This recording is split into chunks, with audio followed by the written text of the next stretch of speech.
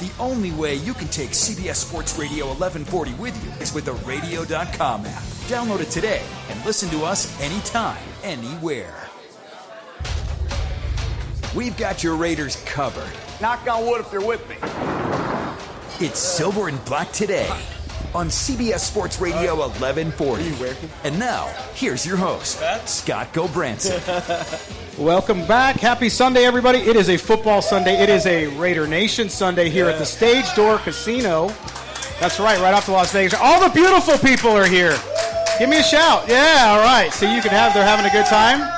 You can see them on our video feed. We are streaming live on Periscope, Facebook, and YouTube as well, so you can see what's happening here at Las Vegas's favorite neighborhood bar. If you have not been here before, you need to come on down. 10 TVs. The Raider game will be on with the sound, guys. Yep. The sound is not always on in the bar, and that really chaps people's hides because you want to hear the game too.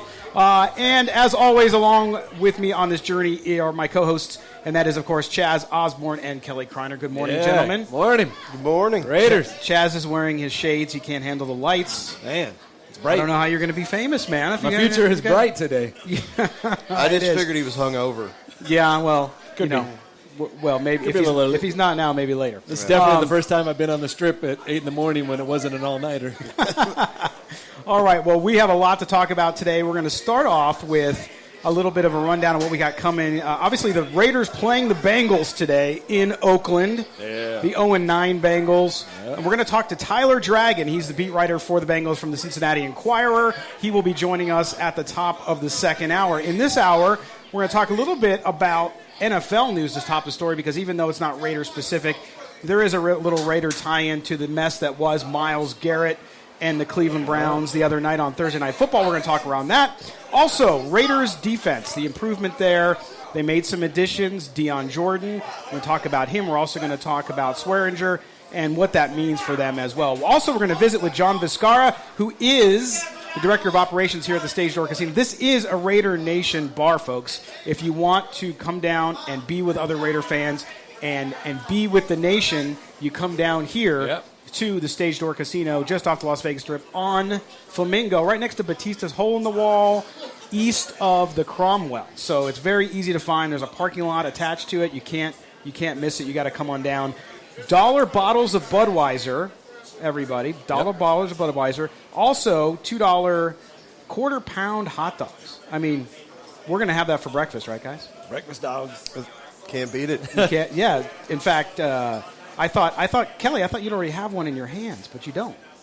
Oh, yeah, the fat guy's got to eat the hot dog today. Yeah, good job, Come on guys. now. Come on. All right, so guys, let's start off with a little bit outside the Raider realm, although we're going to tie it in with the Raiders, and that is the Myles Garrett situation. So we see the other night, everybody's familiar with the story now. Obviously, he's been suspended for the remainder of the season for what he did. Let's talk about the incident, number one, and what happened there. So clearly, Myles Rudolph got hit after he got the pass away. So it was unnecessary roughness. It was not called at the time, by the way. But then he grabs Myles Garrett's helmet, and then madness ensues. Of course, everybody's seen the video of Myles Garrett trying to hit Myles, trying to bludgeon Myles Mason. Excuse me. Yeah. I'm thinking of Myles Garrett. Myles Garrett tries to bludgeon Mason. So the Lyle Alzado rule was in effect. Is that what you're saying? Well, the Lyle no, because this goes beyond the Lyle Alzado. No, that is not the tie-in. Oh. But guys, what do you think of this? Was this something so egregious that he should serve a longer suspension than the rest of the year? Well, did Mason Rudolph's frustration instigate it? I mean, it doesn't matter what the instigation was for this. It's the final product that they're looking at. Yeah. I mean, everybody talks about player safety, leading with the helmet, getting hit in the headshots and everything. He ripped his helmet off and then hit him with it. But the optics of this are worse than anything else the NFL's seen. It's absolutely the optics. But at the same time, Mason Rudolph's charging after him again. Yeah, but okay, so that's why he's getting suspended. I mean, because Mason Rudolph's not getting suspended. I mean, I'm sorry, fined. Yeah, right, that's why he's getting fined. But why isn't he getting suspended? Like, I feel like he instigated it. There wasn't a flag for a late hit or roughing. Myles Garrett just took him down to the ground. There wasn't a flag, though. I didn't feel like it was a. No, that was a late hit. That should have been a flag. He took him down and set him down like it was in a pillow. No, he didn't. He put his weight on him. Myles Garrett's got a history of this. He hits quarterbacks late all the time. He rarely gets flagged for it, which blows me away because, they're obvious late hits often. But if Mason Rudolph doesn't come charging after him, Mason Garrett's not going to feel threatened and swing the helmet at him. Yeah, no, I don't disagree with that. Do you honestly think Myles Garrett felt threatened by Mason Rudolph coming after him? Work with me. Myles Garrett is a monster. I'm taking one side. You can take the other side. Let me say this though. So I agree with you, Chaz. He started the fight, so to speak. But if someone starts a fight with you, does that mean you can pull out a knife and stab them? No, it doesn't. You can't. What kind of fight it is? No, well, you know what I'm saying. Yeah. So the point is that, yes, he started it, but the way in which Myles Garrett went about the fight, he took his helmet off, and then he tried to hit him in the head. Could have very easily killed him or fractured his skull, whatever you want to talk about. And like Kelly already pointed out, Myles Garrett's been fined, $50,000 already this year for punching a guy and the late hit on Trevor Siemian that knocked him out for the season, right? Yeah, he's got, like I said, he's got a history of this, and what blows me away is a lot of them don't even get called. But even if you just look at the ones that have, he's that guy that he's going to push that envelope, he's going to get that late hit in. He'd have been a great 70s or 80s Raider. Yep. That's for sure. But, but take all that away, he ripped a quarterback's helmet off and hit him on the head with it on the Thursday night game that everyone the big national game. was Not a good watching. So, but here's the question. The question is does the punishment fit the quote-unquote crime? No, but you also have to realize you're going to be setting a precedent because the only thing really close to this is the Hainsworth where he stomped on Andre Garrard's head. Right. He got 5 games for that. It's funny how they mentioned that it's going to be the rest of the season, including playoffs, and everybody laughed about the playoffs. Exactly. I don't think people realize how easy Cleveland's schedule is coming up. Cleveland had a shot at a wild card. That's out the window now. Right. Now, when you lose your best defensive player. Now, here's the question, and this is where the Raider tie-in comes in. Vontaze Burfict, even with his history, was in the act of a football play, was charged with targeting, and they ban him they suspend him for the rest of the season. Now tell me how that punishment is the same as this. Now they said indefinite with Garrett. We don't know what that means yet, so that's the grain of salt here. But Vontaze Burfict also came out in The Athletic in an exclusive interview with Vic Tafur to say, expletive and to just go crazy on the NFL if he feels like he was targeted. Now he's got a history. Myles Garrett has a history, right? But never has it been outside of the act of playing football. No, but the 10th time you get arrested for the same crime somebody does the first or second, you're getting a harder punishment for your 10th arrest. Burfict coming. Listen, this is something that's been going on his whole career. You can't really compare the two acts, but it's the fact that it's just multiple times for Burfict's why this is happening, and the fact that he's out there trying to say anything other than that is just crazy to me. Well, but here's the question. So is the punishment that you're going to see with Myles Garrett, is that enough? Is it enough just to suspend him for the rest of this regular season and, quote-unquote, the playoffs? Is that enough? Chaz? And the court of public opinion, I guess that it remains to be seen. I feel like he's a repeat offender as well, and this year already he's done a few things. So maybe a few more games to start next season, 4 more games, something like that. Yeah, and I'm in that camp. I think it should be carried over into next season. There has to be. Now he's losing $1 million already. Right. Losing his checks, but that's the remainder of his game checks. It's unprecedented. You just don't hit a guy with a helmet. Yeah, and that I thought, I think the NFL would have loved to have done 16 games, take out a whole season, but they know that they're never going to get to keep that. It'll go. The Players Association, they're going to fight for their people like they have to, even though Myles Garrett knows he's wrong in this. Myles Garrett knows he should be. Everybody gets this. This is black and white right here. There's just no way you can argue that this shouldn't be it. The NFL's just going to have to try to set the precedent. It's like, okay, we've never seen this. We don't know what a suspension should be. What number are we going with? Like I said, I think they would have loved to have said 16 games. And You're out for a him season. After the game. He didn't try to make excuses for it. He owned up to it. He you said can't. I mean, some people can. What if he does? What if he says he started it, and he tries to go after him that direction? No, he didn't. He owned up to it. If he comes out and tries to pass the buck or anything on this, you look like a bigger moron than you do for hitting somebody with their own helmet. Yeah. That would be the worst PR imaginable for a player, a team, or everything if you're trying to justify what you just did. Right. No, but here's the other question.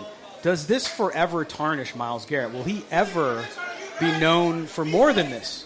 And is this going to be the career, no matter what, he could win a Super Bowl. Is this going to be the defining part of his career, this incident where he tried to hit somebody over the head with a helmet? Yes, and it should be. Because if you're that stupid, that something like that's going to stick to you. I mean, like I said, if it would have been on a game that wasn't on TV or anything like that, we would still see this all the time. This was the only game on. I mean, this was everybody who's watching football is watching this. And now, like we said, with social media, it's going to be a meme. It's going to be a GIF. It's going to be everything. Yep. This is the one thing. He could save the president and win a Super Bowl on the same Sunday, and they're going to lead with him hitting Mason Rudolph over the head with his own helmet. Yeah. So if he were to go in the Hall of Fame, it would be in the video? Oh, I guarantee you, if he goes in the Hall of Fame, the first thing you're going to see on most sports channels will be him doing this. Yeah, there's no doubt. All right, we are going to step aside and take a break. We are live here at the Stage Door Casino. It's the home for Raider Nation, ladies and gentlemen, in Las Vegas. Come on down. 10 TVs, $1 Budweiser bottles, $2 quarter-pound hot dogs. You got to get in here. We are hanging with the nation on the Silver and Black today. When we come back, we're going to talk about the Raiders. We're going to talk about their defense and improvement along the front there. You are listening to the Silver and Black today here on CBS Sports Radio, 1140.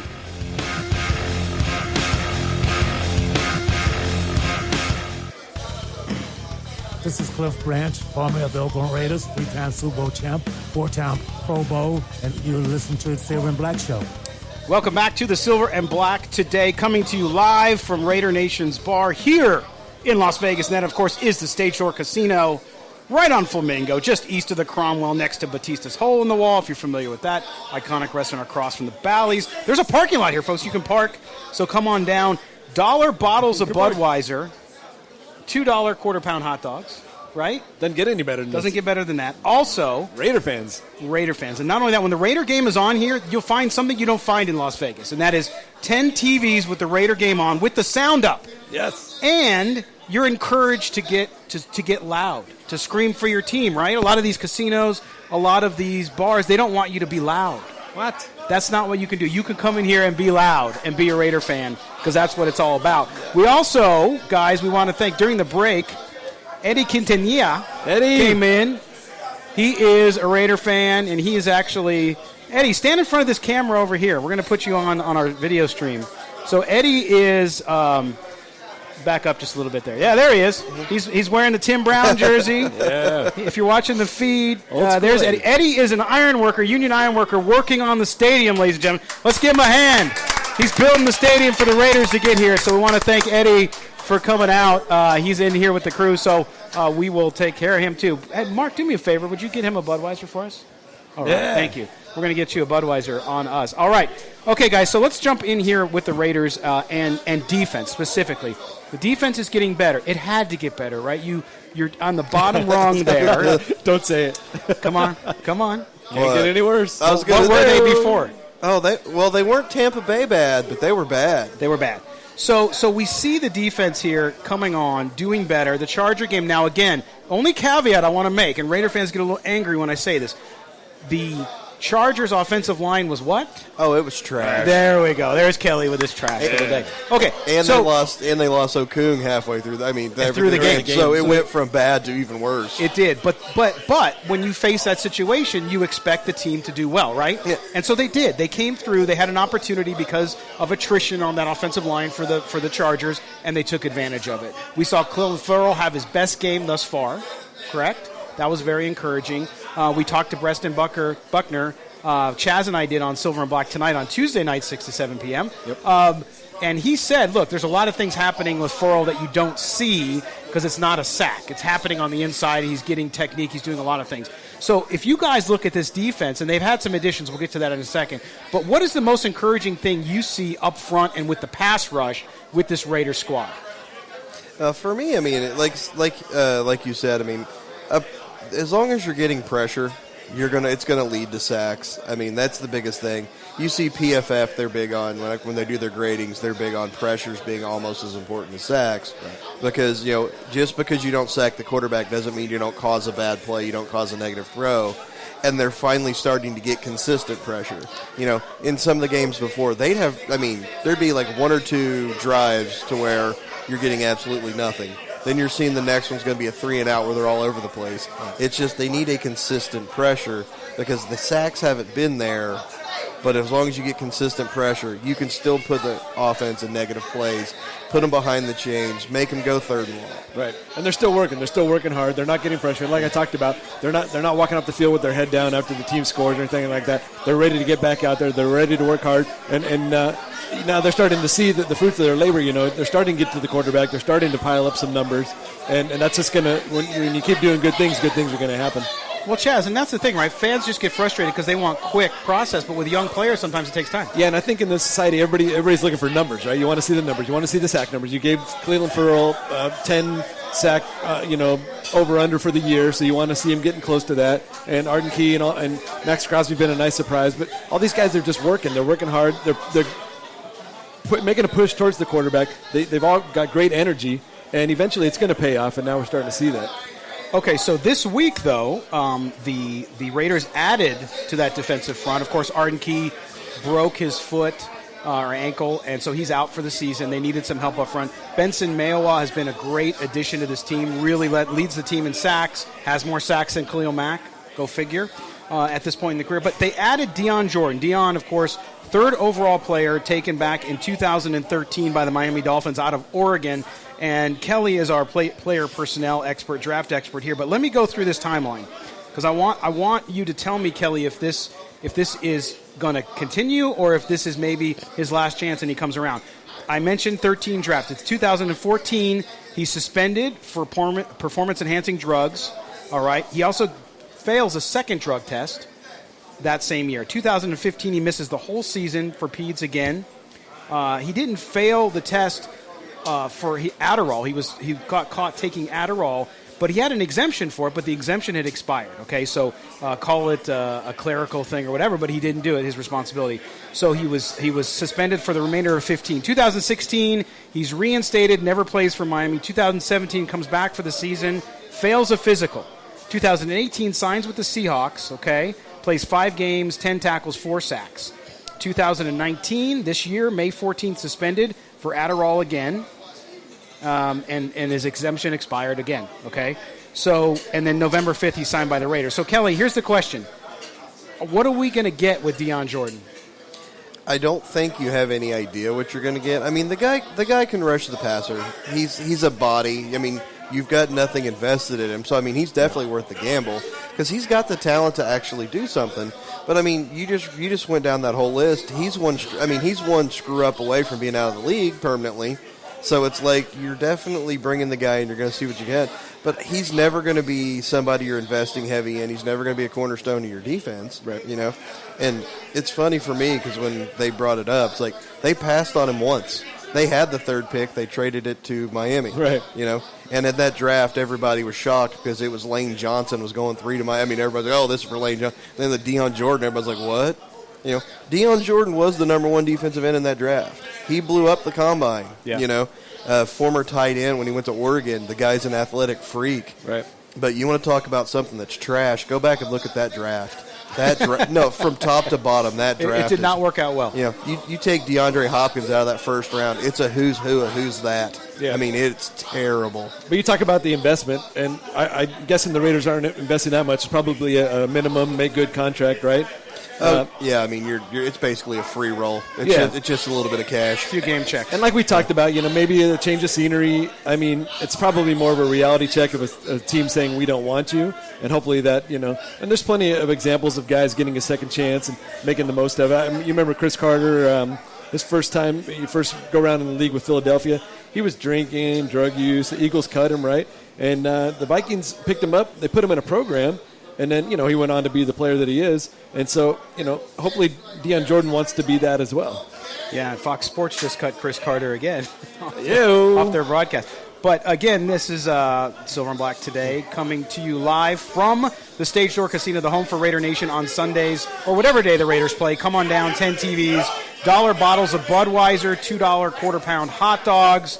It is the place to go. Look for the big Raider van outside. We tweeted out earlier the Raider van. It's awesome. You cannot miss it. That shows you how dedicated Stage Door Casino is to being a home for Raider Nation when you want to come down and watch the game. Okay, guys, with the few minutes we have left before the break, the pass rush for the Raiders. Now, we talked about Deion Jordan joining that. They've had 15 sacks in the last 5 games. Before that, they had 5 in the first 4. Coverage has been better in the defensive backfield. It's still a work in progress, right? And now they got injuries. But Gunther said he emphasized in training camp and early in the season working on the inside and not so much about the pass rush. Is that finally paying off? Are they softening that middle? P.J. Hall's had a great year and sneaky year on the inside and is doing really well. Is that going to pay off now coming up against a game like Cincinnati today? Well, against Cincinnati today, the 3 of us should be able to get a sack because this could be the worst offensive line in the history of sports. And, I've seen high school offensive lines with more talent than the Cincinnati one. But, like you said, it's a work in progress. They're getting the system. They're going through the system. For me, I want to see him do it against a good line. I want to see him do it against, a better team. We're not going to see that today. Right. But you just need steady progression.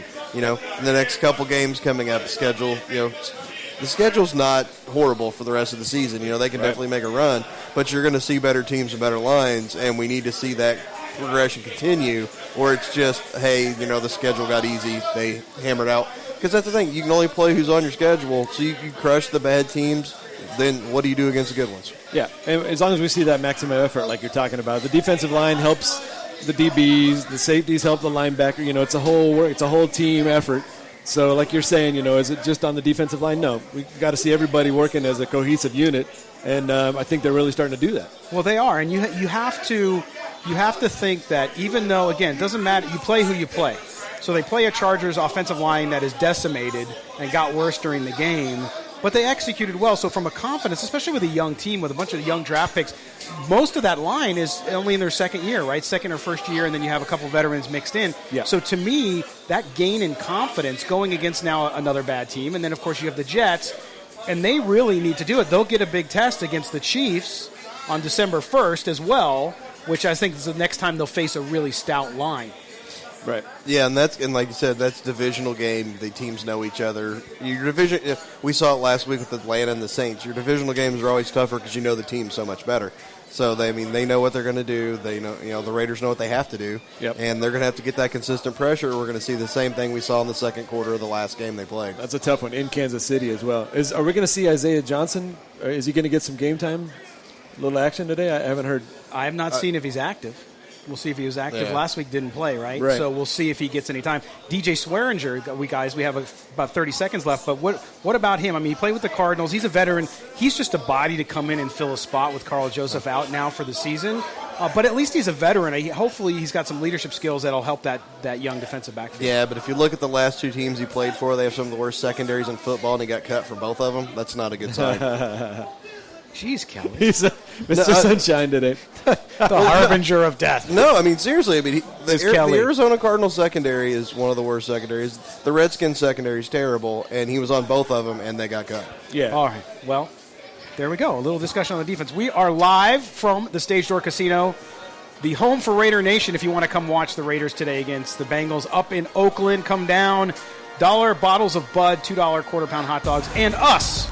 Silver and Black today. Yeah. When we come back, we're going to talk to John Vizcarra, who is the operations manager here. He's going to tell us a little bit about why this is the best bar to come watch the Raiders. First of all, he's a Raider fan. Yeah. He owns the Raider van out in the parking lot. We're going to talk to him more right after this on the Silver and Black today here on CBS Sports Radio 1140.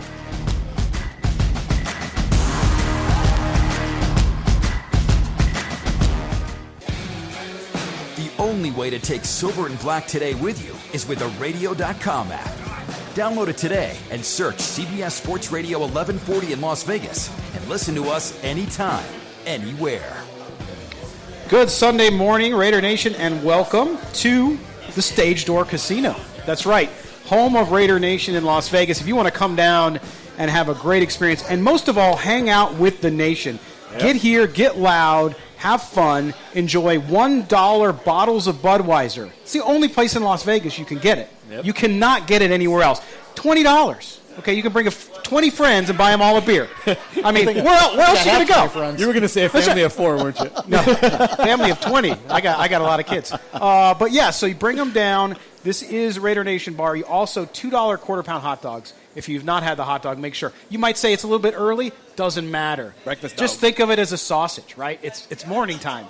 Make sure you come down and do it. And we are now just excited to be joined by John Viscar. John is Director of Operations here at Stage Door Casino. The reason why we're here, and also he is a big Raider fan. If you're watching the video feed, you'll see he's wearing a Derek Carr jersey. Yeah. He is Raider Nation through and through. Nice. John, thank you for having us here, and thanks for joining us. Thank you for being here. We really appreciate you guys coming down. Well, and I'll tell you what, we did post on our Twitter feed, if you missed it, a picture of John's van, which is out in the parking lot here. It is awesome. You have to see it. It is a Raider van. And it is perfect because if you drive by, if you think, where is this? You say you're right on Flamingo, right next to Batista's, right by East of Cromwell. Where is it? You won't miss it. Landmark. You cannot miss this van. You should be able to see the van. Yeah. Tell me the story of the van. Like, what prompted you to go ahead and do that? Well, the van is originally from the Bay Area. Nice. So, look at that. Yeah, so it's made the trip back and forth from Vegas to the Bay Area several times. I don't know if I would do it again, but it definitely can make the trip. But it started out its life as just a simple delivery van being driven by a tattoo artist, and I got a hold of the van. My youngest boy, he's 13. He goes, "Dad, I like the van." And I go, "What do you want to do with it?" And he goes, "Let's make it a Raiders van." Yeah. Nice. I go, "All right, then it's got to be black." It's got to be black, and it's got to be wrapped, and it's got to go full nation, right? So we did that. We jacked it up, raised it up a couple inches, put some big tires on it, and most important thing is he's telling me it's got to have chicken wings. It's got to have chicken wings, and it's got to have beer. I'm like, all right, well, we got to wait a little while for the beer. Yep. But we can do the chicken wings. There you go. So you're raising them right now. Yeah. You're originally from the Bay Area, right? Originally from the Bay Area. Talk about your connection with the Raiders growing up. Yeah, so Antioch, California, East Bay. First grade was when the team moved away. So tough. Hey, Raider Nation, I feel your pain. Yep. Right. I feel your pain. I know your pain. I get it. I understand it. The only thing now is that they're moving to me, right? So, but I can still empathize with the nation, with Oakland. To me, they're always going to be the Oakland Raiders, of course. But they're going to be playing in Las Vegas. Mm-hmm. It is what it is. But yeah, that's my connection. That'll heal some of your wounds there. They're finally moving to you instead of moving away from you. Yeah, exactly. Now I'm showing, for those that are watching on video, I'm showing pictures of the van, and you got the special message on the back, the homage to Al Davis. Yep. Right. I say special edition because I can't say it on the radio. Right. But people can see it on the video. And then, of course, the shield on the other side. So very cool stuff. So, John, let me talk to you about Stage Door Casino. This place has been a long time institution in Las Vegas. The owners have been here for a long time. Back when Las Vegas was a much smaller place, dating back to the 70s, correct? Right. Frank Sinatra used to hang out here, is that right? Frank Sinatra would come in. Our GM has a story that over here at Bar 1, that he would come in, sit down, and say, "Give me the usual." And the usual meant a tall glass, an unopened bottle of Jack, and Randy would crack the bottle, pour him up a glass, and that was a Sinatra. And that was it. And we're going to bring that back. Yes. We're bringing that back with a promotion that's going to be debuting later this year. It'll be a commemorative bottle from Jack Daniels, the Sinatra blend, with some Sinatra glasses. Wow. And when you order this, we're going to play Sinatra on the jukebox. Man, that's right in Scott's wheelhouse right there. I love that. That's great, man. Yeah, that's good stuff. That's fantastic. Well, let's get back to Raiders talk and Stage Door. So the thing that when we sat down and talked about this bar, it really is. People think maybe because it's near the Strip that it's not a neighborhood bar. It is the quintessential neighborhood bar, 100%. right? You walk in here, you feel like you're home. Yeah. I mean, it's not a tourist trap. It's not any of that kind of stuff. Nope. This is a neighborhood bar. And when we talked about it, though, you said, hey, one thing for you as a Raider fan was you would go watch a Raider game somewhere else, and we won't mention where, and they would tell you to be quiet. They would tell you to keep it down. Yeah. And as a fan, and you're cheering on your Raiders, you don't want to sit there and be quiet. You don't want to sit there and be quiet, right? Right. Well, I mean, it's come in and watch the Raiders play, but don't say anything. Right. How can you do that? It doesn't even compute. Maybe that works for some other teams. That doesn't work for the nation, right? We can't do that. So, yeah, it just kind of feels, other places are doing like a money grab. Here, it's authentic. We want you here. We don't want you to break your bank. We want you to come here and enjoy yourselves. We want you to bring your friends. We're not trying to shake you down for every dollar you got in your pocket. It's more important here to have that neighborhood feel, that family feel, that hey, I know where I'm going to go and I know who I'm going to see when I get there. Yeah, and the other thing is the 10 TVs you have in here that you're going to have all when the Raider game's on. They're all on the Raiders. They're all so no other game. If somebody comes in and says, hey, I want to watch the Falcons. Well, there's other casinos right over here, so I'm more than happy to direct you. I love that because you're so singularly focused. So then, But the other key here, and this drives me nuts, and again, no names, but with some bars that might be a little more sterile. Right. You walk in and there's a bunch of games on, but you can't hear anything. Right. With you guys here, when you put the Raiders games on, including today against the Bengals at 1 o'clock, people will be able to hear the sound. 100%. Right? Yeah. And have you had people come in and just be shocked by that because of the way things have gone here in town? I think it's unusual. I think it's unusual. I think people they don't know what to expect. They don't know what to make of it. But hey, it's the only way to watch a football game. Right? It is. Besides live with the transistor in your ear. There you go. Now, this is great. Like, being a Raider fan myself and living in Las Vegas now, I'm sure there's going to be a lot more Raider fans coming. And it's nice to feel like, when I walked in here, like you said, I felt like I was at home. Right. I love being in a bar where everybody's got the same singular focus. Everybody's cheering for the same team. I grew up in San Diego as a Raider fan, so I was always in the minority. So, Raider fans all across the Las Vegas Valley, now you have a place to come down, enjoy yourself, comfortable, and like you said, you won't break the wallet. Right. Yeah, and so, again, we are here talking to John Viscara. He is the Director of Operations at the Stage Door Casino. We're going to be here this week, next week, and then on December 1st, people know what that game is. That's against the Chiefs. And Raiders and Chiefs. And you have a Chiefs fan in-house here. What? Unfortunately, our assistant GM is a Chiefs fan. Now we're trying to convert her. We're trying to get her to come over to the dark side. We're tempting her. We've got cookies and beer, so I don't know what the Chiefs have got. You got to find what's right. But so we're going to be here the next 3 weeks. That third week on December 1st, let's tell people a little bit about what you have planned, because that's a big game. It could be seemingly for the division title, maybe. Right? Depending on what happens with the Chiefs on Monday night this week and what happens with the Raiders over the next 2 weeks. Right. So tell everybody what you're going to be doing here at Stage Door, in addition to having Chaz here, because Chaz is a huge draw. I'm here 24/7. So Commissario is going to be sponsoring the whole thing, Commissario Tequila. If you don't know Commissario Tequila, I feel bad for you. Okay? But they're going to be sponsoring the whole thing. We're going to have the Stage Doorettes down here, very beautiful girls. Who doesn't like close football? to Raiderettes? Yeah, who doesn't like football and beautiful girls? Yeah, that's right. So we're going to have them down here. We're going to have, obviously, the van. We're going to have you guys. We're going to have drink specials. And two of the drink specials that we're showcasing is going to be the Silver and Black and the Black Hole.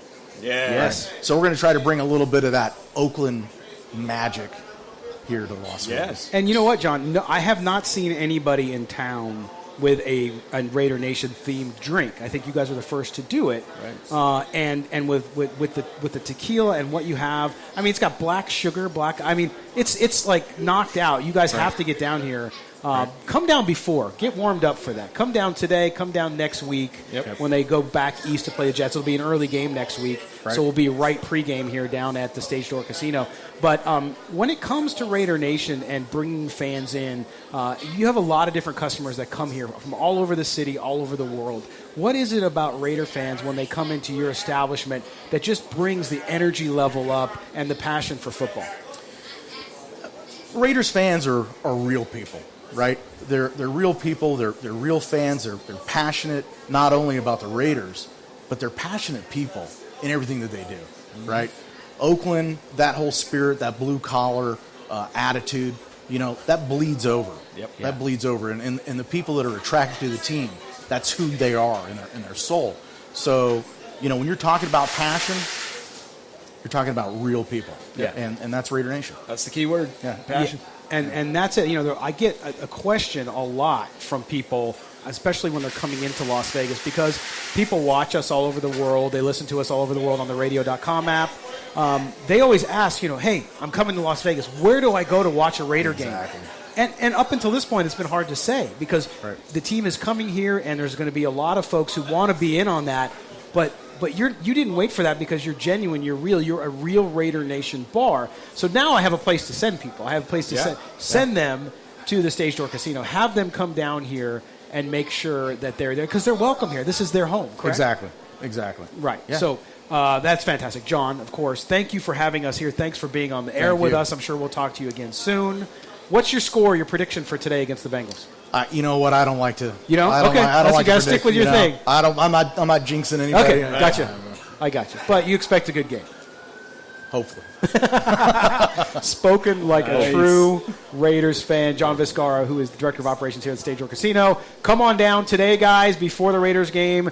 $1 bottles of Budweiser. The only place in Las Vegas that you can get that. Also, that $2 killer quarter-pound hot dog is available to you all the time. All right, we're going to step aside. When we come back, we're going to talk more about the Raiders and the Bengals today. You're listening to the Silver and Black Today here on CBS Sports Radio 1140.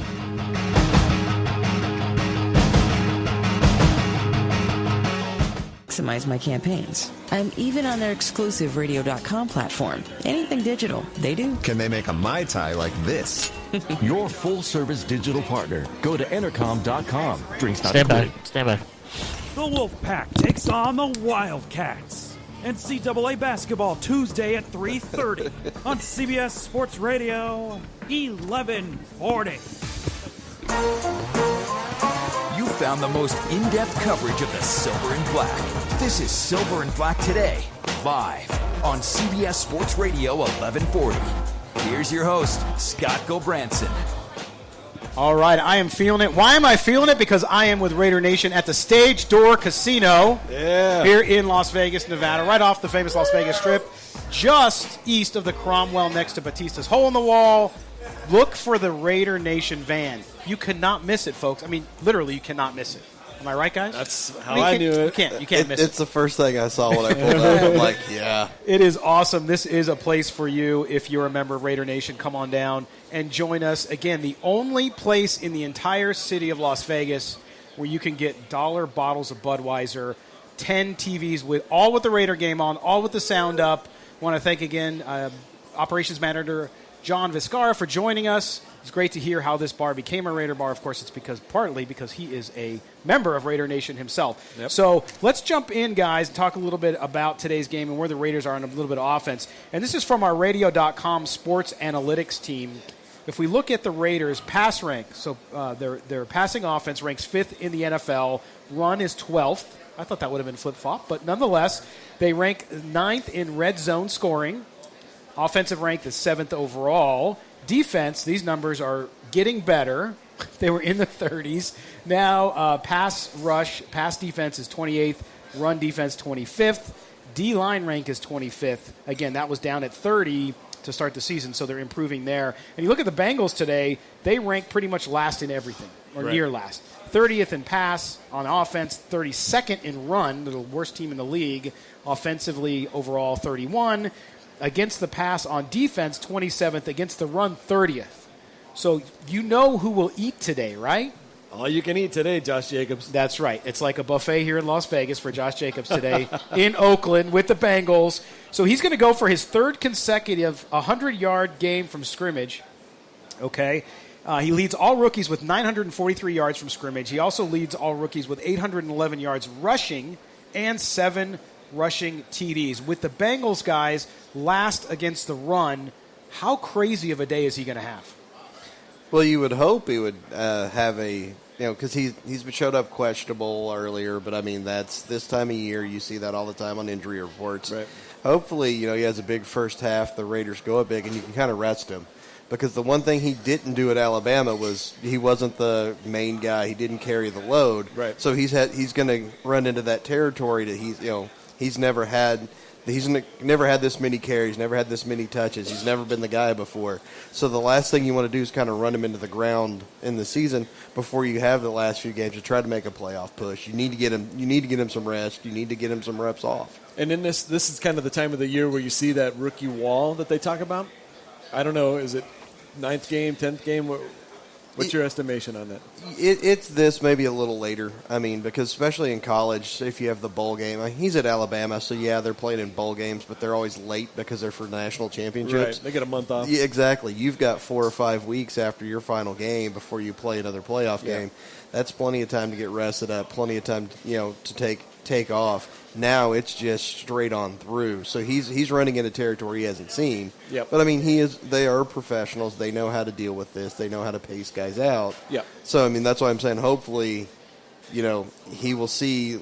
When I say limited action, it's like hopefully this game's to the point to where they can kind of pull him out. I don't want to see him on the field in the fourth quarter. No, not at all. That's what I was thinking too. I'd really like to see the Raiders get up nice 14, maybe 17-0 lead and just kind of cruise the rest of the game. Let the injured players have the time off. Let the younger guys, get off the field and let some other guys get in there and just kind of finish the game off. And so it's not one of these nail-biters down to the wire games that we've seen the last 3 weeks. But here's my question for that, and I'll be the wet blanket for a minute. With the Raiders' pass defense, now I know you have Ryan Finley in there, who's a rookie, who had a pretty pedestrian game last week, although it wasn't disastrous. No. As a rookie goes, 1 touchdown and 1 interception, but he's a pretty good quarterback. And no, against he's not. I disagree with you. Against the Raiders. Okay, you can be wrong all day. No, you can be wrong. That's right. You keep going. We'll see how it goes. So here's the deal, though. You say if they're up by this many points. In the NFL today, the way the offenses are, the way the Raiders' defense is a work in progress, is there a safe lead anymore going into this game? Now, if you go into the fourth quarter and you're up by 3 touchdowns, okay, maybe I can see that. But can you afford to do it when you're a team that's right now in the last playoff spot, but you want to stay there? Against Cincinnati, a safe lead should be 4. But, that's the thing, though. We're Raiders fans. We've seen things like this happen before. Mm-hmm. This is a game they need to win. This is a game they need to win by a lot. They need to end it early. Yep. And we all know that's probably not going to happen. And we need to end your comments early.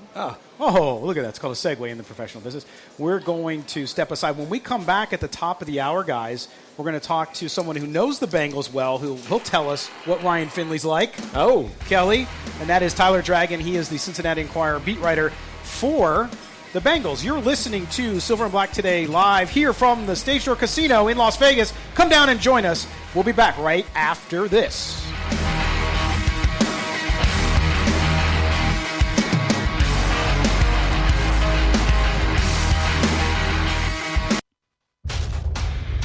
We've got your Raiders covered. Knock on wood if you're with me. It's Silver and Black Today on CBS Sports Radio 1140. And now, here's your host, Scott Gobranson. Welcome back live from the Stage Door Casino here in Las Vegas, the home of Raider Nation in Las Vegas. Come on down, watch the game with us today. We're here till 10 o'clock, and then we're going to stick around and watch the Raiders against the Bengals. Right, guys? Yeah, absolutely. Big game for the Raiders. Keep going. Every game is big, right? Somebody's gotta work. You can't fall asleep on a team just because they're winless. And we are going to talk to soon here Tyler Dragon from the Cincinnati Enquirer once we get him on the phone. Guys, but you look at this game, and the one thing that you have to be very careful about anytime is just let down and making sure that a young team doesn't think too much of itself, yep, even at 5-4, to where they lose focus and they don't get an opportunity to put a team away that they should put away inside their own stadium. Yeah, well, we heard Mo Moton talk about it on the show last week. Hopefully the Raiders aren't reading the news clippings and they're not getting a little too arrogant and they come out and they stay focused.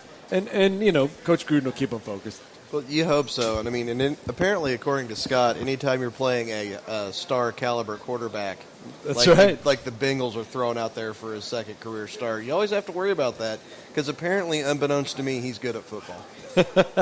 Well, we'll see. It's his second start ever in his career, right? And he's going to learn from his mistakes last week.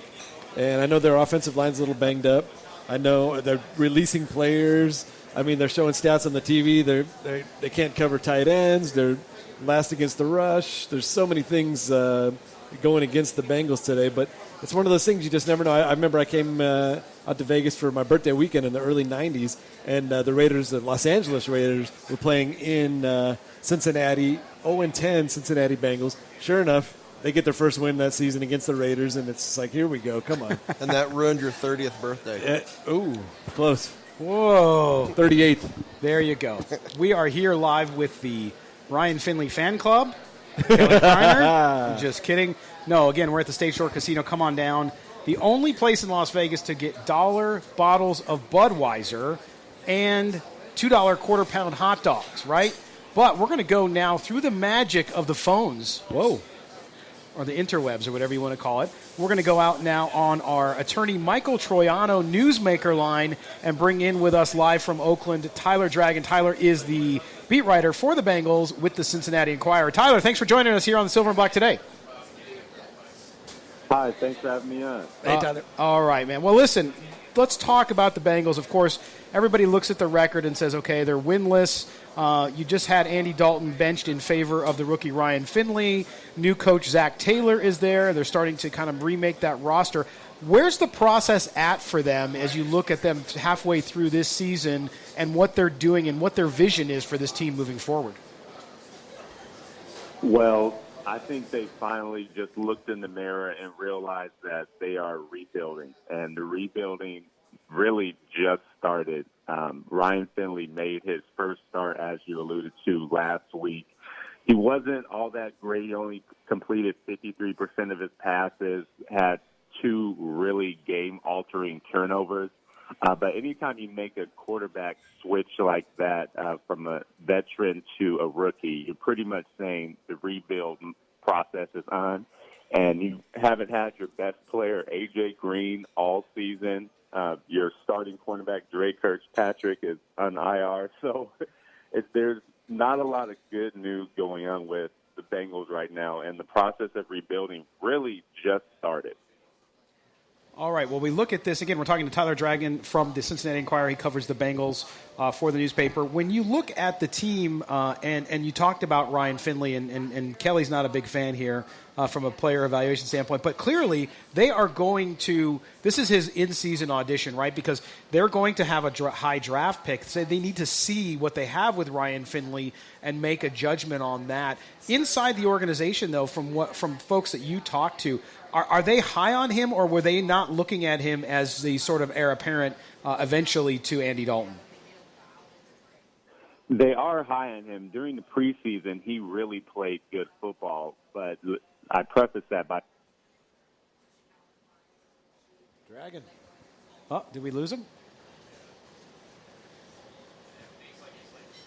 Tyler Dragon. Okay, well, we have an issue there with the phone line, so we'll try to get Tyler back. But clearly, he just mentioned that with this team, and you look at what they're doing with their rebuild, that they actually like and they believe that Ryan Finley could be that guy, Kelly. Now, no, all kidding aside, evaluations by teams and players, they all have different points of view. But I think this benefits them, though. If they like him, they can put him out there right now when they're out of the playoffs. There's no worries. They're going to have to remake the roster. They're going to have to rebuild the roster. So they can throw him out there and see if he works out. If he doesn't work out, they can take a quarterback high in the draft. Yeah, they're taking a quarterback high in the draft, and he played at LSU yesterday. Joe Burrow will be a Cincinnati Bengal next year. You can. I don't even know what the date is today at this point. I've worked so much this week. But you can mark this down. Joe Burrow will be a Cincinnati Bengal. Yeah, but like what you talked about, with the teams, of course, right in the middle of the season, when you already know that things are going bad, you want to put in your young guys. You want to see what you've got. This is the time of the year when teams that aren't looking at the playoffs start to evaluate their young talent, see what kind of pillars they have going forward. And definitely Ryan Finley's one of those And of course they're going to say they're high on him. They're not going to be like, yeah, we just drafted this guy and we already know we screwed up. We kind of had a pick and we just took him. Yeah, that's not going to happen. Well, and they said he looked decent in the preseason. We got a really long list of quarterbacks and players that look really good in the preseason and never do anything. Yeah. Why? Because it's the preseason. You look good because you're playing against guys who aren't going to be doing anything, who aren't going to be in the league. Right. Now, I feel like Cincinnati fans have kind of already conceded the season, right? They're ready. They're already ready. They're looking for the number one. So I don't feel like Cincinnati fans, they're fine with already losing. But in your opinion, Kelly, do you think that the Cincinnati team as a whole? Hey, Chaz, sorry to interrupt. We got Tyler back. Oh, okay, great. Tyler, sorry, man. We've had some phone issues today, so I apologize for that. Welcome back. It's okay. All right. So you were talking about Ryan Finley and the fact that they like him and what he's doing. We look at the rest of the team and the rest of this roster. They have needs at linebacker, at offensive line. Of course, Jonah Williams is injured. What do you think they're going to do, or what do they need to do to just remain competitive the rest of this year? They need to do a lot. But running the football, that's the number one thing. Joe Mixon had his best game last season. He rushed for a season-best 114 yards. But they have not been able to run the football, and they haven't been able to stop the run. That is a recipe for disaster. Before last week's game, they were ranked last in all of football in rushing offense and last in all of football in rushing defense. So if you can't stop the run, you can't run the football, your record pretty much speaks for itself. That's why they're 0-9. Now, they did have a pretty good rushing performance last week, as I previously mentioned. So they want to keep on featuring Joe Mixon. And today, what a better place. He's from the Bay Area. He's excited to be back in the city. And his career high, actually, rushing came against the Raiders last year when he rushed for 129 yards. So he's ready to play against his hometown team.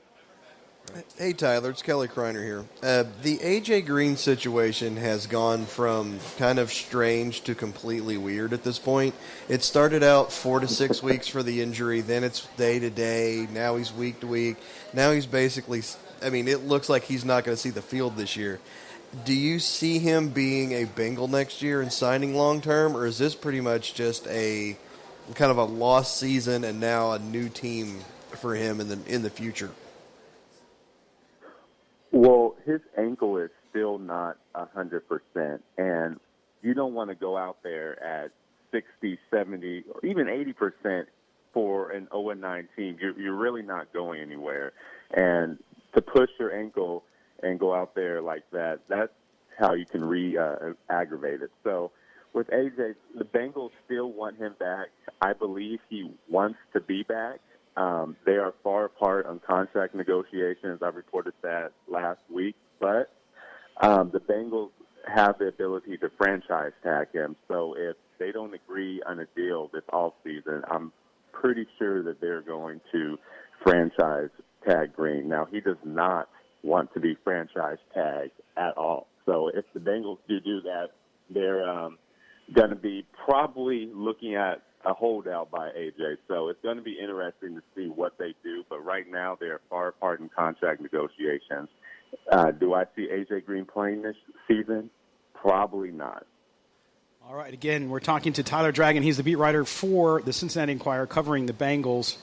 And, Chaz, you got a question, right? Well, I was just going to say, to add to your point, Tyler, if you're in a rebuild, I don't really see it necessary to pay a high-priced receiver. Even one is great, but he's kind of in the twilight of his career, right? I don't really see that there would be a need to pay a high price when you're kind of on a rebuild. But I did have a question. I was going to ask Kelly, and kind of you obviously have the pulse of the team, and we know that kind of Cincinnati fans are ready. They're already chanting that number one pick. But in your opinion, after that game against Baltimore last week, has the team kind of quit, or can they rally around Ryan Finley and these young guys?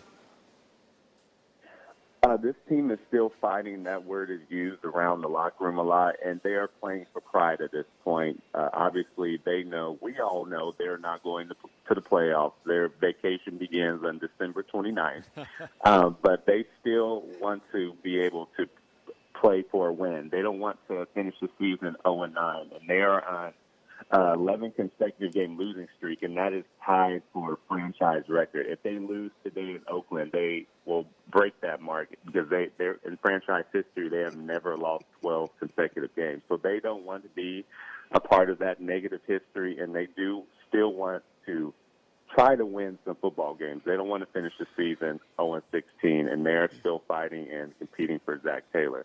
Bad news is, product in the field doesn't really show that, and they just don't have the talent level to compete with some of these good football teams. Again, Tyler Dragon from the Cincinnati Enquirer. Tyler, before I let you go, one thing I'm going to ask you, of course, you're a pro's pro, but when you cover a team like this, a winless team, it's also difficult because you have to go in, and even though you have some great relationships with people, players, coaches, everything like that, it's hard as the year goes on. How are you holding up, and how are you finding some positive as you have to cover a team that has not had a win yet? That is a great question. You know, I'm not naturally a Bengals fan. I'm not a fan of any team. I have to keep it unbiased. So whether you win or lose, that really doesn't change for me. I'm just covering the games, covering the practices and the stories. And, you know, there are some positive things that happen throughout the season, even though they haven't won a game. Like last week, Joe Mixon rushed for a season high. Today, Joe Mixon's playing at home. And, you know, a couple weeks ago, Ryan Finley got called a starter. So those are breaking news type stories that kind of galvanize the fan base and the locker room. And even this A.J. Green situation, I mean, it's a new story every week pretty much, and you have to cover it because it's A.J. Green. He's the marquee player on the Bengals. He's the guy that moves the needle, and he's the one that gets national attention each and every week. So there are always stories that you're going to cover, and there are good stories, and obviously there are a lot of bad stories, but it just comes with the territory. All right, Tyler Dragon. Tyler, thanks for joining us today, man. Enjoy the game today. Thanks for having me on. All right, that was Tyler Dragon from the Cincinnati Enquirer. He covers the Bengals. We're going to step aside. When we come back, Chaz will have the keys to today's game, not the keys to the car. We're down at the Stage Door Casino. Come down and get down here. Dollar Bud. Come on. I will buy you one if you come in. Yes. All right? Come on in. Stage Door Casino on Flamingo, just east of the Cromwell, next to Batista's Hole in the Wall. You're listening to the Silver and Black Today here on CBS Sports Radio, 1140.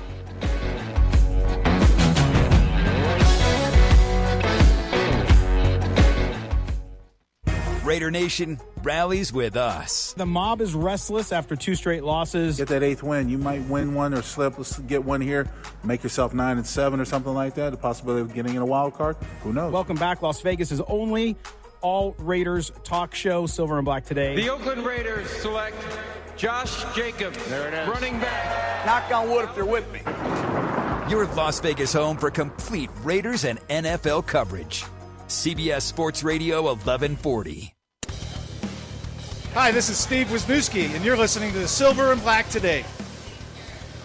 Welcome back to the Silver and Black Today here on CBS Sports Radio 1140 in Las Vegas. We are live at the Stage Door Casino. Get down here. This is the home for Raider Nation. Look for the big Raiders van out. I guess it's not big. It's just a van. Looks like the old A-Team van. Look for the. Yeah, it does, you're right. It does. I get out here playing Hannibal. But we are here at Stage Door Casino. It's the home for Raider Nation. If you want to come watch Raider games here in Las Vegas, this is where you come because they will have every TV on the game with the sound up. $1 bottles of Budweiser, only place in the city you can get that.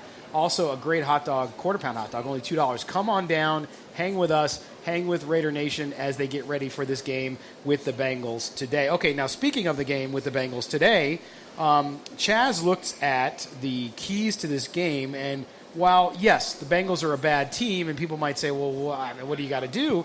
You still got to stay focused. Yep. Chaz, tell us what the Raiders need to do in order to win this game. Still another team taking the field over there, so you got to pay attention to that. I think the Raiders, most of all, the ball control. The Raiders just need to keep doing, basically what they're leading the league in doing, and that's those long, sustained drives. Not only controlling the clock, but controlling the field position, right, guys? Yeah, in fact, if you look at the Raiders so far in this season, the Raiders run more third down plays, 59 of them, with 5 or fewer yards. Right. And I haven't had a beer yet. 5 or fewer yards to go for a first down, and for more than 5 yards, they're at 52. So they're getting into, guys, third and short situations, which is everything in the NFL, right? Yeah, I mean, if you stay ahead of the chains, like you said, keep the ball, keep the other team's offense off the field, it's a lot harder for them, to get outscored when you're controlling the clock and your offense is on the field. Right. I'd like to see somewhere close to like a 2-1 time of possession favoring the Raiders today, and no turnovers, no giving Cincinnati a short field or easy opportunities. Just keep the ball, keep it down the field, and just put this game away early and make it easy. Well, and that ball control is so important in that Gruden offense. I mean, that's what it's built upon, and that's why it works. That's why you see Derek Carr having a good season where he's not turning the ball over because he's not asked to do a lot of freelancing, which is big as well. It's also important when you're facing an apparent star quarterback like Ryan Finley, because the more opportunities you give a stud like that to football, the less chance you have to win, apparently. That's right. Moving on, Chad, what's the second one? Second one contained Joe Mixon. Now, we just heard Tyler Dragon talking about Joe Mixon, and he's heading back home, and he's going to be fired up, pumped up for the game. I know Mixon isn't having a stellar year by any means, but he did, like Tyler said, he did have a breakout game last week with over 100 yards rushing against Baltimore, and Baltimore's a pretty stout defense. With a rookie quarterback and a banged-up 0-9 team, the Bengals are going to lean on Mixon heavily. Yeah, they're going to lean on Mixon heavily, but like you said, he had his most rushing yards. Well, that's what happens when a team's down 30 and they keep running the ball. He ran the ball 30 times for 114 yards. Right. When Baltimore's up by 4 touchdowns, they're like, you want to run the ball for 2 or 3 yards a clip and eat time? Okay. He had 114 yards, but he had 30 carries to do it. So, okay, congratulations, you got your numbers. Your team had 0 chance to win a football game. Right, and again, that offensive line for the Bengals is pretty awful too. They might not be as bad as some of the others like the Chargers that we talked about last week, but certainly but Mixon can get out. Once he gets past that line, he kind of creates an open space, right? He's a hard runner, but at the same time, the Raiders are going to have to be on their game up front. That linebacking core, which is very thin for Oakland, is going to have to step up and play. Tahir Whitehead has been playing really great as that quarterback back there. He's going to have to, I think, be a guy who steps up if Mixon makes it through that line. Right. Hey, and if Mixon gets it rolling, he can keep the game close. And in a close game, anything can happen. The Raiders don't want to see that. So the third key would obviously is avoiding the letdown. Right. It's easy for a team to fall in the trap. Like Mo Moten was talking about, reading the headlines and seeing, okay, you got an 0-9 team coming in. And hopefully the Raiders aren't drinking that Kool-Aid and coming out arrogant and looking past the Bengals. They're not going all the way to Oakland just to roll over, guys. Yeah, and it's like Tyler said, they have a chance to set the franchise record for consecutive losses. These guys know that in that locker room. The last thing you want to do is be known as the guy that was on the team when you set the record for most consecutive losses. Right. That's true. But you go back to the running game, and if I'm the or if I'm the Raiders, I'm focused on that running game as much as possible, not only because Mixon's a good runner and he can change the course of the game, but I want Kelly's favorite quarterback to have to beat me, right? Right. I want Ryan Finley, the kid who's only had one start in the NFL, I want all the pressure on his shoulders. Absolutely. Because that's when they press and make a mistake. And if Kelly's right and he's not a good quarterback, he'll make several. Yeah, I think Kelly's right. And Gruden's going to have him focus. That home crowd energy will actually put him over the top. The Raiders, margin of error is thin for making the playoffs. They can't have too many slip-ups. And this is a game that it's just, you absolutely have to have this in the bag. No, that's a good point. They cannot lose a game like this. Right. Well, it's disastrous. I was going to say, not just for the playoff race, but just you're putting some stuff together. You're getting momentum. Mm-hmm. A loss like this just kills your season because you're facing a team that should probably not win a game all season, a team you should beat by 2. You should really just pound Cincinnati today. This game should be over at halftime. Yep. A loss like this just kills everything you've built. After coming off that long road trip, having the record that you do. Huge comeback win. Yeah, a loss today and all's for naught, basically. Well, and the other thing, too, not to forget here, and of course they would never admit it, would never talk about it, but this is a big game for Paul Guenther. He left Cincinnati, right? But certainly when you play your old team, there's a special motivation there. Guys, how does that factor in for him? I'm sure he has got his defense fired up, and I'm sure his players, like any coach, players want to represent their coach as well as they can on a weekly basis. But when their coach's old squad's coming in, they will really want to play special, I would imagine. Yeah. No, you hit the nail on the head right there. Old team, he's going to have his guys fired up. There's a little extra incentive for Gunther this week going against his old team. He's going to be a little more razor sharp. He's going to be a little more focused. And the same thing like Tyler Dragon was talking about with Mixon coming home. He wants to show out good. Same thing with Paul Gunther. He wants to show out good against Cincinnati. So, Kelly, when you look at this we're focusing on the defense here, but we know the Raiders are going to run the ball. They're going to run Josh Jacobs. What else might they do in a situation where you're going against a defense, let's face it, that's just horrible? What as an offensive coordinator, John Gruden, what are you going to do? You don't want to open the playbook too much, right? You don't. Well, I mean, you don't have to. So I think you're going to see kind of a vanilla cookie cutter game because that stuff should work. Waller should have a big game because I was going to say Cincinnati's terrible against the tight end. Cincinnati's terrible. I mean, and I'm not everybody. Yeah, exactly. I mean, that's the thing. You don't have to go out there and the last thing you want to do is try to get too creative and cause turnovers. Right. You can basically go out there, run your basic stuff, and still come out with a win in this game. Yep. You don't want to go out there and try. You don't want to try anything. This is almost like a preseason game. As bad as Cincinnati is, you want to go out there, you want to get the win, and you want to go home. Right. That's right. Absolutely. And I was thinking the same thing. Just do vanilla minimum playbook. Feed Waller all day. Obviously, they keep showing these stats about how Cincinnati can't cover the tight ends. Feed Waller. Let these injured guys rest. There will be a Spider 2 Y banana thrown out there today. Knock on wood. Dude, student body right, student body left. Run. I mean, just this is a game where you do not have to do anything special. Right. Just go get the W. That's right. And the Raiders are a 10.5-point favorite. At home for only the third time. It's up to 12. We're up to 12. Yeah. For only the third time in 16 years are they a double-digit favorite. I think the last two times were the 2016 season, right? Correct. Yeah. Correct. So you can see where the Vegas line makers have them and what they believe will happen today. All right, we're going to step aside for the bottom of the hour break. When we come back, we go to everybody's Mr. Happy, Kelly Kreiner with Kelly's Corner. This is where he chooses a subject matter. Could be anything from the world of sports that's firing people up. We're going to talk about that. We're live at the Stage Door Casino right off the Las Vegas Strip. Come on down. Dollar bottles of Budweiser, only place in the city, and it is a Raider Nation bar. You betcha. You're listening to the Silver and Black today here on CBS Sports Radio, 1140.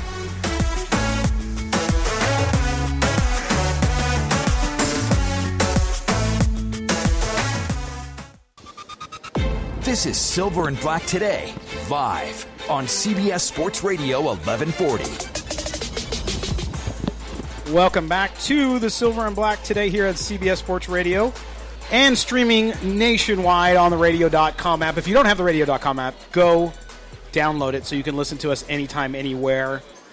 Chaz particularly likes the fact that you can take him with you in your pocket. Yes. Let's go. We are live from the Stage Door Casino. This is the home. I mean, there's no question this is the home for Raider Nation. If you want to come down and watch the Raider games, we are also streaming. I'm going to show you because John brought us one of their hot dogs. I'm going to show this on the video feed if you're watching us on YouTube or Facebook. Look at that hot dog, dude. That's so huge. Good. That's awesome. It's so good.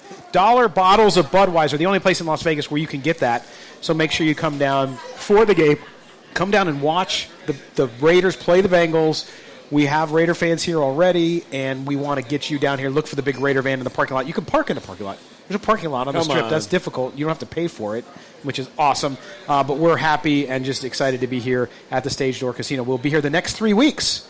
So next week, as the Raiders take on the Jets at 10 a.m., we'll be here for the early game. Kelly, you'll have to get out of bed again. Right, Kelly? Maybe. It's always a game time decision. I was going to say I'm always day to day at this point. All right, he's going to be here. And then, of course, December 1st, the big matchup with the Kansas City Chiefs. We will be here. Uh-oh. We got Raider on chief violence How'd happening. she get in here? Only she only runs it. Where's the security? That's what I heard when she worked here. I'm like, oh man, that's bad. She's gonna get fired on the show. But we're here, and that Chiefs game again. They're going to have specials. They're going to have the stage door-ettes here, so you're going to have some beautiful ladies if you want to come down and hang out, as well as their regular specials. So make sure you do that. Stage Door Casino, the quintessential neighborhood bar here in Las Vegas. So we have them ready to go for us. Now, this part of the show is where Kelly will come on, and he takes a story at random or something that's bothering him in the world of sports, or actually anything, but this is randomness. He chooses something. We don't necessarily know about it until showtime, and he comes in and talks about it. Doesn't mean it's Raider-related, doesn't mean it's football-related, and I think today it's not, but we love discussing it just because it is part of we're all sports fans. So, Kelly, here's Kelly's Corner. Yeah, today's it's sports in general because this will encompass all sports, but you're just seeing it more now with what's going on with the Houston Astros. You know, we all grow up, we're told, cheaters never win, cheaters never prosper. Well, by the time you're about, I don't know, a teenager, you realize that's a lie. Cheaters win and prosper all the time in sports, in life, everywhere. So listen, I'm going to give everybody a little bit of advice on how to cheat, okay? All right. Don't send emails when you're describing to your players, your employees, or anybody else on how you want them to cheat. The Astros, apparently, according to The Athletic, there's now an email trail of the Astros who are being accused of using technology to steal signs, which is against Major League Baseball rules. One of the former Astros players came out, basically said, yes, we were doing this, here's how we were doing it, here's when we started. And when you go back and look at the timeline of this, not surprisingly, their home record gets amazingly good right when they are supposedly stealing signs.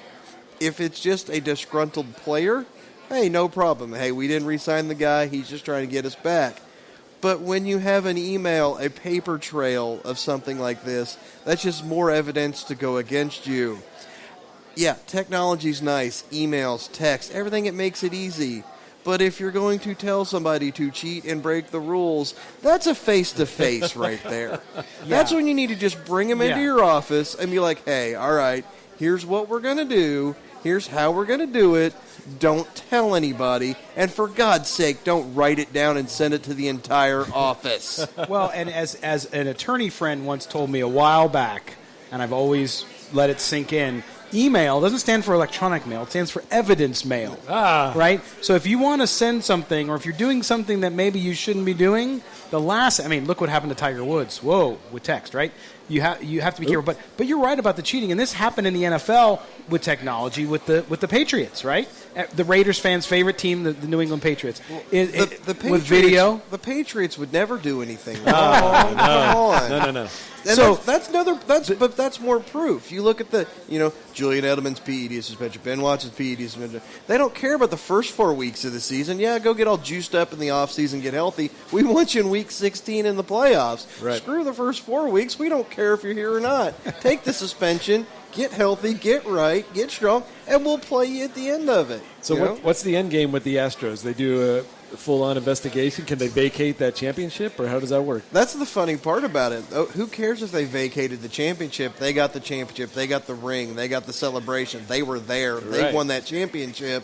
If you take it out of the quote-unquote record books, nobody cares. Everybody knows they won the World Series. You're a Michigan guy, right? Yeah. So the Fab Five? Yeah, guess what? They made it to a Final Four. Twice. Or two. Yeah. Yeah. I don't care what you say. The banners can't hang up in the rafters?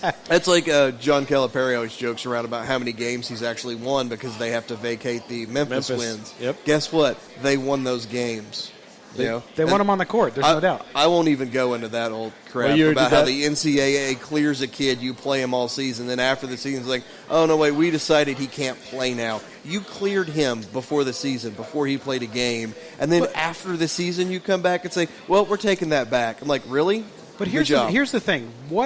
To me, when you catch a team like the Patriots or like the Astros now in baseball doing something so egregious. Now, let me say this first. I coached baseball a long time. There's nothing wrong with stealing signs. It happens all the time. We tried to do it all the time. But when you use electronic means, different story, right? Yeah. Because then it undermines the whole organization and the use of technology in the game, right?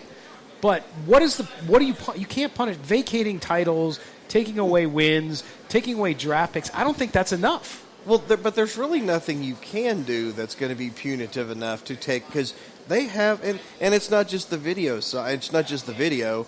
They're also doing something with their pitchers because every single pitcher that goes to Houston, the spin rate on their changeup, their curveball, their fastball, everything skyrockets. That's not just because of the humidity in Houston.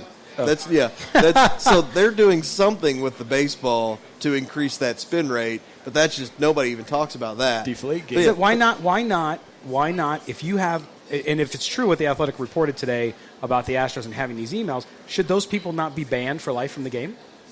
Are you talking about the people in the front office? Are you talking about the players who are using the sign? Everybody involved. That's where it goes, because everybody involved is the players on the field. Right. You're never going to be able to get that through. I mean, that's the whole thing. You can fire a scout, you can do something else, but then the scout's going to come after you and say, hey, my employer, this is what I was told to do. They're going to sue the Astro. I mean, but here's the thing. Whoever used the electronic means to steal the signal, or signs, I should say, that to me would be the person. So if, for example, when the Patriots were videotaping people, right? Okay. Those people who were filming, now, the organization know, did the coach know? Yes. Okay. But you have to find something. And I'm just throwing it out there because I don't know. Yeah, a guy who's making minimum wage. A guy making $28,000 a year is going to tell Bill Belichick, I don't know if I should do this, Coach. I think this might be illegal. No, that's never going to happen. If your employer, it doesn't matter if it's never going to happen. It should happen. No, but that's what I'm saying. If that guy gets fired, the next guy is going to do the same thing. You're not going to stop that. That doesn't absolve him. It doesn't absolve him. Well, no, but I'm saying is you're never going to stop it, so what's the point of having a punitive thing like that to the guy who they're just going to find another guy to do the exact same thing? So then my question to you is, in the NFL and Major League Baseball, NBA, whatever, what do you do to curtail cheating? Oh, I don't think there's anything you can do. And there's got to be something. No, because everybody's going to find a way to try to win. It doesn't. I mean, it doesn't matter. It's a professional. Any edge they can get, right? Because you see what happened to the Astros. You see what happened to like Louisville with the whole recruiting stuff. What was across going the board. Yeah, I mean, every sport you're always going to find a way to win because the means will justify the ends. Mm-hmm. Which is why, if you listen to me, you're going to get away with more. No paper trail. No emails, no text messages. We need to go back to the face-to-face. It worked in sales back in the day.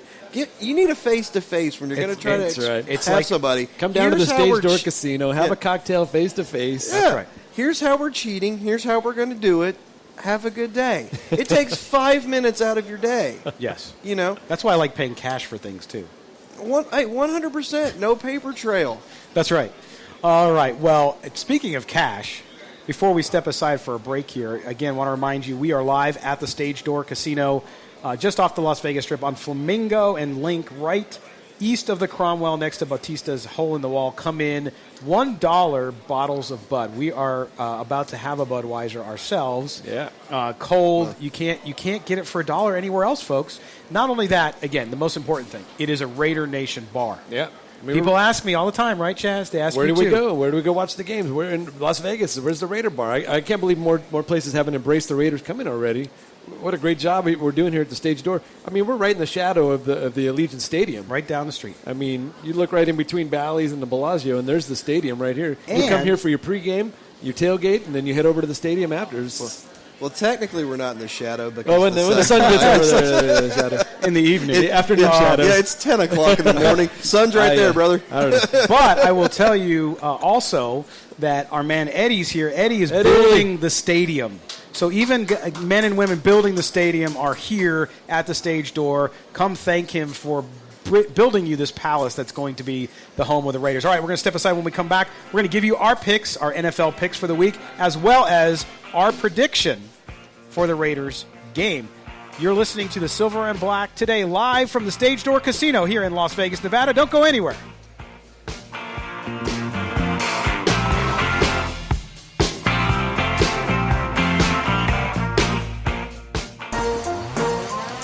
You found the most in-depth coverage of the Silver and Black. This is Silver and Black Today, live on CBS Sports Radio 1140.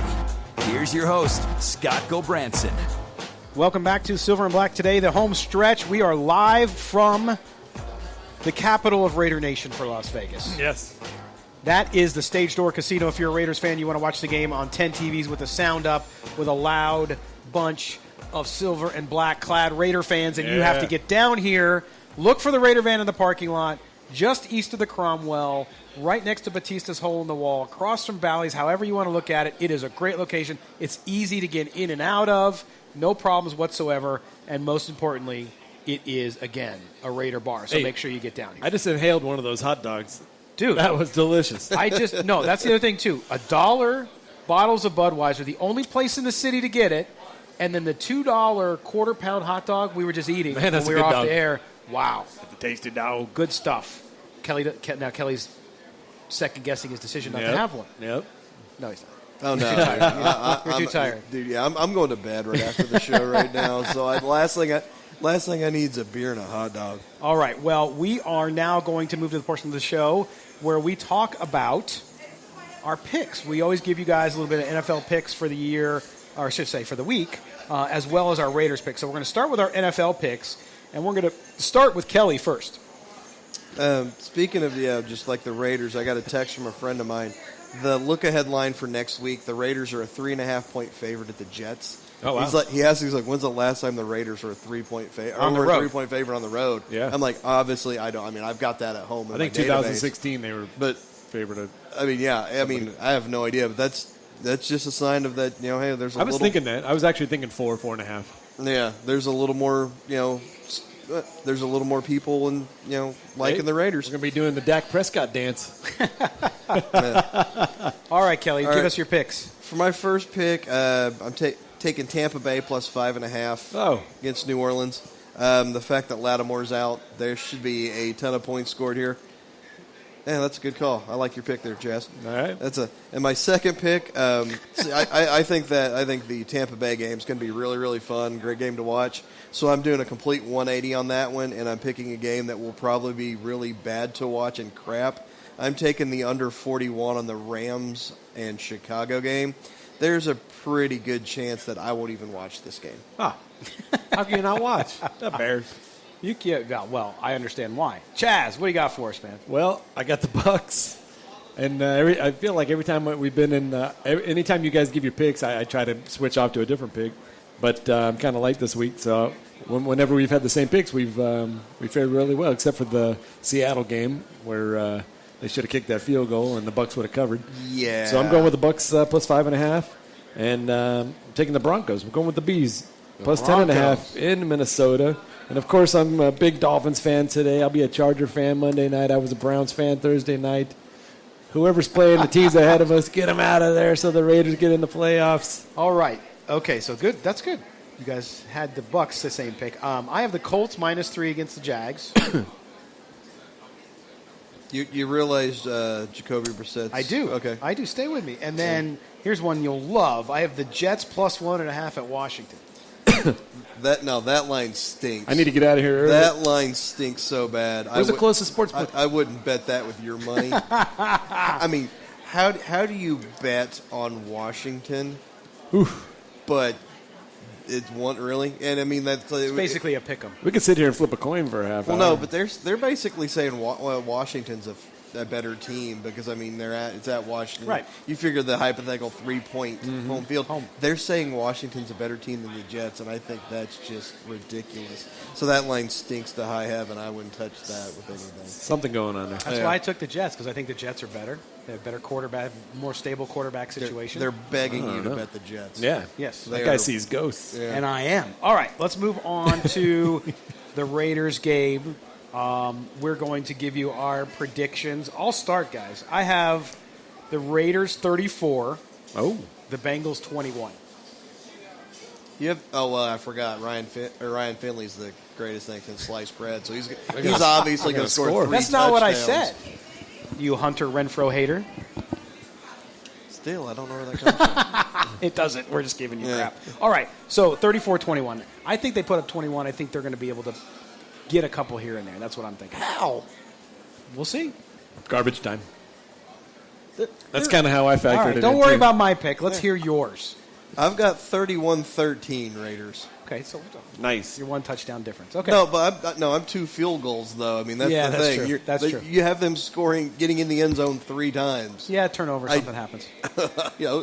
That's the thing. If they get 21, there will have to be a defensive score in there because I don't see any way possible this Bengals offense, led by the great Ryan Finley, can score 3 touchdowns. I think this is going to be the slowest game. I mean, the fastest game as far as time goes. The Raiders just going to eat up that clock, right? Yeah, it should be a trying to run the 2.5 hour game. Cincy's going to try and run the ball because that's all they got. So it's going to be a really quick game. Not a lot of scoring. Maybe I've got the Raiders 28-17. Same thing. I got Cincinnati scoring a touchdown in garbage time just to kind of mess with the line. Other than that, I just expect like a slow, grind it out, clock running game. Raiders, just those long sustained drives, It's just going to wrap it up. All right. I have to say it verbally. All right, guys. Good times here at the Stage Door Casino. Let me tell you, next week we'll be back here 8 to 10 a.m. again. And in the house will be Raiders alum Roy Hart. He's going to be here next week at the Stage Door Casino, the home of Raider Nation in Las Vegas. We thank John Viscara for having us out here. Get down here, watch the game today. $1 bottles of Bud, $2 quarter-pound hot dogs for Kelly Kreiner, for Chaz Osborne. I am Scott Gilbranson. Until next time, we'll see you guys. Take care.